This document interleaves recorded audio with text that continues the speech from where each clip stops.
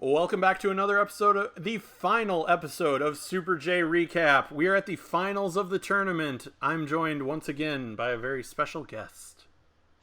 Hello again, audio world. It is me, Rob Page. And video world, it's on YouTube. Oh shit, we're putting this on YouTube? Now I feel like an asshole having my tablet over here, Nah, you're good. having some notes over here. Yeah. Ah, So we are going over the finals of the 1995 Super J Cup, and it is Jushin Thunder Liger versus Gedo. whew.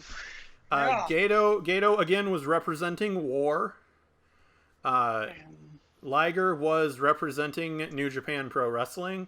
Mm-hmm. And Liger's like working heel, it seems like at the beginning of this almost. Sort of, but if I'm not mistaken, because I'm going to go back to what I was talking about in the previous episode where there were people at ringside. This time there's like everybody's at ringside, but like the prominent ones that I can remember again were with Gedo was Damien Say Yes. and Lionheart, who, as we all know, is Chris Jericho. Yes. And if I'm not mistaken, were Gedo, Jado, and Jericho were in a stable together, correct? Yes, they were in a stable together at this point. And they were Rudos or heels or whatever Yes. they're called over there. So, Yeah. But, again, going back to what you said about the Liger representing New Japan, this was a war show. Yes. So, I mean, technically you are right in the fact that Gedo would have been the de facto babyface. Yeah. even Well, though- he was in like a couple of his tournament matches, which was Okay. I guess I which was didn't weird really- because it was because he was he was mostly a rule breaker and a Yeah. heel, but yeah, for some reason like the crowd was cheering him against like Montigi, which I don't blame them because Montigi is Wow. not good. Yeah. Yeah. He just happened to be the NWA like international junior champion or something, Okay. so they needed him for some reason. Plus Gato's got the awesome, the the the blonde Pompadour hair. like Yeah, the blonde Pompadour yeah. haircut. Which was awesome. Which my buddy Thor mentioned that on a previous episode, and I had to send that a photo of that to Lucas Calhoun because I was like, Okay. of any people that I know, you can appreciate this. Yeah, and I'm sure he enjoyed that. He quite a bit. enjoyed it, yes. Of course he did. But yeah, like Liger is kind of really aggressive at the beginning of this and really He working comes out over. swinging, doesn't he? Yeah, he like comes out swinging Not and like- just goes after the arm. Yeah. Like it started the match. The match didn't start how I thought it would have. Yeah. Like it starts like technically, Yeah, I especially and it was a little like it kind of took me aback when I saw that. I was like, okay, that's a little weirder, yeah. but okay. See Yeah. how this works. Yeah, and like this is Liger's fourth match of the night. Yeah. This is Gato's, fourth match of the night. Third or fourth. Yeah, fourth, yeah.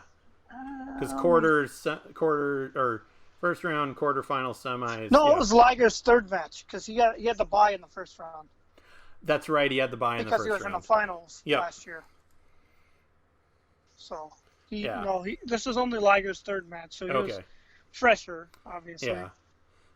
Plus it's Liger. Like if anybody's got cardio, it's Liger at Yeah, this well, point. Liger could go. Probably still could. R.I.P. Liger. He's I know he's not. I know dead. he's not dead. He's retired. He's still doing commentary as Jushin Thunder Liger I know. in the mask. It's great. I know, but it's not the same. It's true. Especially same. when they're short staffed in New Japan right now. Wow.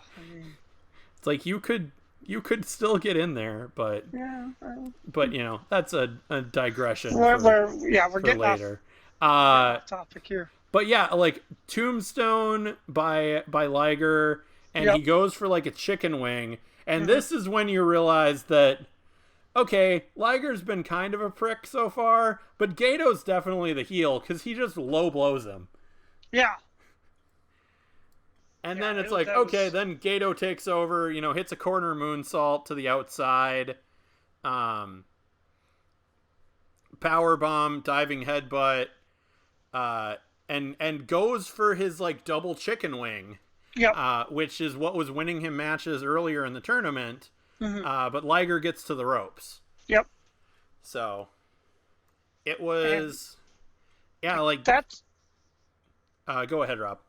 I was just gonna say that when Gedo gets on offense and like kind of takes over there for a little while, truth be told, is kind of where I lost a little bit of interest in the match. Okay. And like, it just didn't capture me. I'm just not a big Gedo fan. He never really clicked with me. Okay, I can on see anything. that. It's just my own personal preference, and like that's kind of where, as I was telling you before we recorded, like I kind of lost a little bit of interest in the match. Yeah. Yeah, I can see that. Like there were still, a few like really interesting spots. Like Liger goes for a top rope crossbody all the way to the outside, and Gedo just drop kicks him on the way down. Yeah, that was awesome. Which was like, so cool. Yeah. Like I said, there were points in the match that I really liked, but as a match overall, it just was just kind of a match for me. Yeah, yeah, because I like it's kind of one of those weird, and especially I think it really hurts this match coming right after Ray and Psychosis. I think that probably has a lot to do with it too, is because I did watch them. Obviously, I watched them back to back, and like Ray and Psychosis come out and just hit each other with everything, and then these guys kind of slow it down a little bit. Yeah. And by a little bit, I mean a lot bit, comparatively. Yep. And even some of the like bigger, more like strong style spots of like, the big German suplexes and that kind of stuff, like doesn't land quite as well. Yeah. And then like you get like a fish out of water style spot after the Hurricane Rana, but it kind of just feels like I think everybody's tired at this point. Yeah, because it was edited down. It was a 4-hour show. So glad I made the choice of not watching it all in one day. Yes. So like, who knows? And I know they had backstage interviews and that kind of stuff on the video, but probably close to 5. It was probably 4.5. Yeah, it was probably 4.5, 5 at least. Yeah. So because you had to have at least an intermission in there. And you hear people complain about how long some certain companies have their shows run. Like, yeah. Again, 4.5 to 5 hours at the minimum. Yep. That's a lot of time commitment. Yeah, and that's honestly like that's cutting 2 first-round matches. Like, yeah, because they had 2 people get buys. Yeah. Which would have meant 2 more matches in the first round. And yeah, that would have been a lot. But Liger hits the Fisherman Buster just for a 2. Which the Fisherman Buster at this point, I mentioned it in previous episodes, like it was like the diamond cutter of its time because everyone was using it. Yeah. Because Liger used it, so everybody started using it, and it was a part of everybody's offense, and it was like, oh my god, can we stop with the Fisherman Busters, please? I mean, we can make the same assessment for other moves currently, but yeah. Again, we're going to digress and only talk about this. Yes. That being said, a huge sit-out powerbomb by Liger. Of course there was a huge sit-out powerbomb by Liger. It is the Liger bomb, so. Yeah, crying out loud. But only got 2. It only got 2. Only got 2. Then Brainbuster by Gedo and like the cradle pin, which if I wouldn't have known, I would have thought that could have been the finish. That was a really good near fall. I will give it that. Yeah, that was very well done. good count, good everything, Yep. great And then, execution all the way around. Yeah, and then Liger goes up and gets caught just like Ric Flair. Yep. So it's like, oh, Ric Flair spot. And then Gedo goes up, gets cut off, and a top rope brainbuster by Jushin Thunder Liger. And again, never having seen this show before, even I was like, okay, this has got to be the fucking finish, right? Yeah, right? And it was. Yep. So yeah, like a, above average match. Like I said, I think it was very much hurt by the fact that it follows Psychosis and Rey Mysterio. Yep. It's a 7.6 currently on Cage Match, and old Dave from the Wrestling Observer gave it 4.25. Oof. So. All right. Yeah. Okay, Dave. I mean, Dave at this point gave like an extra quarter. Like it's similar currently to the Young Bucks of like Dave gives an extra quarter star to all Young Bucks matches. It seems like. And like an extra full star to certain other people's matches. But I think he was given like an extra quarter star to every Jushin Thunder Liger match at this point. So, okay, in doing some research, was he there or did he see this on tape afterwards? I believe he saw it on tape afterwards. Okay, because I know that he's been known to frequent New Japan and other shows regularly. Yeah, especially back then, he would go to a lot of them. Yeah, at least from my memory, I believe he was just got it on tape later. So. Okay. So let's get down to a question that I had. Do you think Gedo was only in this match because he was the War representative?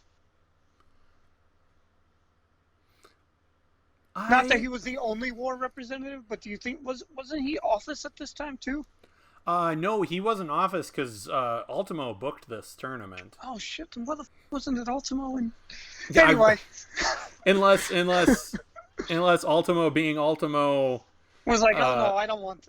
Was like, I don't want to lose in the finals. At the time, I'm not going to trust Lionheart because he's still relatively new over here. So maybe I'll give it to Gedo.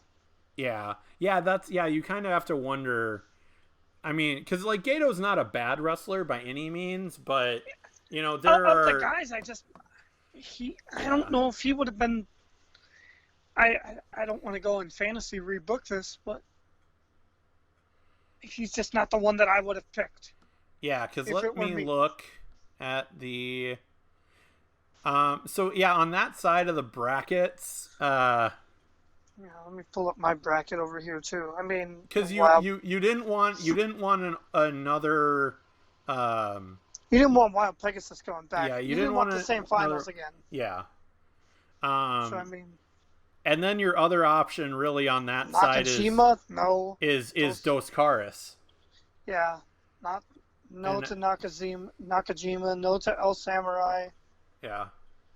Yeah, I mean, I guess Gedo would have been the only, unless we completely rebooked the entire thing, but we're not going to do that. Yeah, because you don't want two New Japan representatives again, especially since it was War. Especially not in a War, because the first year it was New Japan that did the cup, right? Yes, it was New Japan, but that it ended up being New Japan versus Michinoku Pro because it was Pegasus versus Sasuke. Yeah. No, it wasn't. Yeah, it was Pegasus versus Sasuke. It was Sasuke versus Liger in the semis. Okay, yeah, you're right. I'm just looking back through some of this stuff here. Yeah, you're right. Okay. Yeah. So yeah, you didn't want it, so that knocks out Pegasus. Right. I mean, I guess it makes sense. Yeah, and I mean, like Gedo used this, and like you said, they have this little stable. I think they were doing the War 6-man titles. Were closely going to be won by Gedo, Gedo, and Lionheart. Yeah. Shortly after this. Yeah, I think so. I'm almost positive. I would have to defer to you on that one. Yeah, because Gedo becomes a much kind of bigger deal in War, and then eventually, has goes through a few different companies and then winds up in New Japan, which is strange. Yeah, which is now where he's the head booker. Yeah, and he wanted that merch check, so he joined Bullet Club. Well, I mean, when you're the booker, you can do whatever you want. Yeah, exactly. He's like, I'm gonna ride Okada's coattails until Till I need that sweet, sweet, sweet merchandise money. Yep. Not that I need more money because I'm the head booker of the biggest company in Japan. Yes, that's true. So, but it helps. It doesn't. I mean, I'm not going to say no to it if someone were to give me, so whatever. Yeah. So that's what Gedo does after this, and well, he goes to WCW too. Yeah, he does those little stints in WCW.